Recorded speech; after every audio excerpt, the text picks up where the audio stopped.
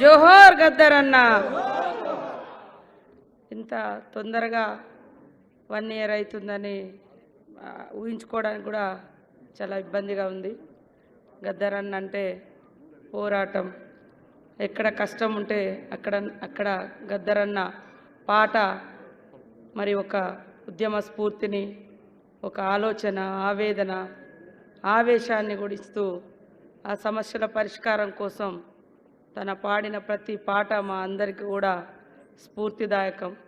ఆ పాటల నుంచి వచ్చినదే మా అందరి పోరాటము. నాడైనా నేడైనా ఎప్పుడైనా ప్రజల కోసం, ప్రజల తరపున కొట్లాడేటువంటి స్ఫూర్తినిచ్చినటువంటి ఉద్యమ నేత, ఉద్యమకారుడు, సాంస్కృతిక పోరాట వారధి ఇవాళ మన ముందు లేకపోవడం, మాకు తోడుగా మరి బట్టెన్న గారి పాదయాత్రలో కానీ, రాహుల్ గాంధీ గారి పాదయాత్రలో కానీ అనేక సందర్భాల్లో మేమందరం కలిసి నడిచినాం.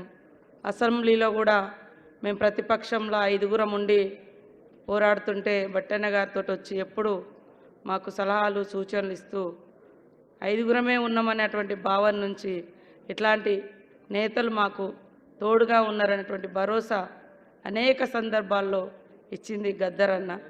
ఈరోజు మాకు ఈ సందర్భంగా లేకపోవడం చాలా బాధాకరం.